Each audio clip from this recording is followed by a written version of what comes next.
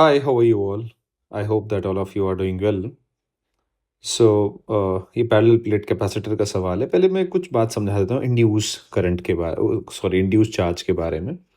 तो आपको पता है, आप ये फार्मूला पढ़ के आए हैं कि अगर आपने कोई डाइलेक्ट्रिक रख दिया, ठीक है, जैसे कि ये चार्ज है, मान लो क्यू चार्ज है, ठीक है, ये आपने कोई भी डाइलेक्ट्रिक रख दिया, ठीक है, तो कितना इसके ऊपर चार्ज जो इंड्यूस होगा, उसका जो फॉर्मूला होता है वो होता है q dash will be equals to q not 1 - 1/k। क्या आप मेरी बात समझ पा रहे हैं? ये इंड्यूस का फॉर्मूला होता है, ठीक है, यहाँ कितना इंड्यूस हुआ माइनस, यहाँ कितना इंड्यूस हुआ प्लस। तो इसकी क्यू डैश की जो क्यू डैश हुआ, इसकी इंफॉर्मेशन हम यहाँ से निकालते हैं, ठीक है।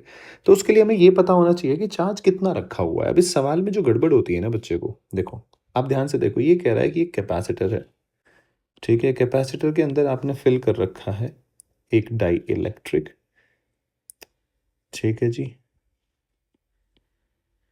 ये पूरा ही भरा हुआ है, ये डाइलेक्ट्रिक ऐसे, ये डाइलेक्ट्रिक, ठीक है, ये पूरा मतलब पूरा ऐसे कवर, लेकिन मैंने थोड़ा सा हटा के ऐसे दिखा दिया आपको ताकि आपको थोड़ी सी सेंस बने, ठीक है।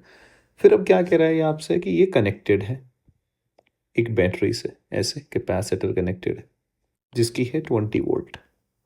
अब इसमें बच्चा जो कॉमन मिस्टेक करेगा वो ये करेगा, वो सीधा करेगा कि अच्छा इंसर्टेड, ठीक है, ये के की वैल्यू दे दी, इंसर्टेड बिटवीन द प्लेट्स, ठीक है, the magnitude of induce charge. तो क्या करेगा, q dash will be equal to q not 1 - 1/k।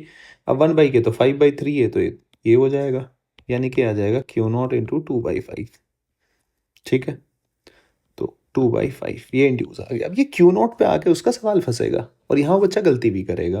वो क्यू नॉट को क्या लिखेगा, सीधा q not will be equal to c v, ऐसे लिख लेता है वो, ठीक है। लेकिन नहीं, आप थोड़ा सा अगर इसमें दिमाग लगाएंगे तो आपको समझ में आएगा। देखो इसने क्या किया कि ये कैपेसिटर ये इंसर्ट कर दिया, उसका इनिशियली कैपेसिटेंस था, उसके ऊपर चार्ज था क्यू नॉट, जब ये नहीं था, जब ये नहीं था, ये गायब कर दो, ये नहीं था, ठीक है, ऐसा कर लेते हैं इसको, ये नहीं था, ठीक है। तब चार्ज कितना था, क्यू नॉट, ठीक है। अब आपने ये डाल दिया, इसमें डाइलेक्ट्रिक डाल दिया। अब जैसे ही डाइलेक्ट्रिक डाला तो क्या इसका कैपेसिटेंस इंक्रीज हुआ, नहीं हुआ? कैपेसिटेंस कितना हो गया, के सी। अरे तो जब कैपेसिटेंस इंक्रीज हो गया तो चार्ज भी तो ज़्यादा आएगा ना। तो अब यहाँ पे क्यू नोट, जो क्यू नोट की वैल्यू है इंसर्ट करने के बाद, तो क्यू नोट की वैल्यू सी वी नहीं है, के सी वी है।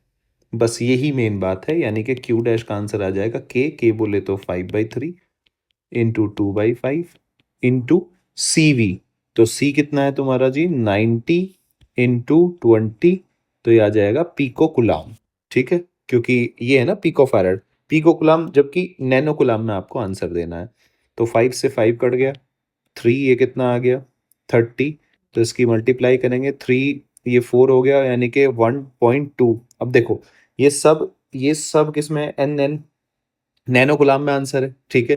तो और चारों आंसर देख रहे हो आप, चारों अलग अलग है, अलग अलग है, अलग अलग, तो आप सिंपल डिजिट चेक कर लो बस, तो आपका आंसर सीधा आ जाएगा। जैसे 2 है यहाँ पे, यहाँ 2 है, यहाँ 3 है, यानी कि 2 × 2 × 3, तो ये कितना हो जाएगा 12, यानी कि first will be the correct answer.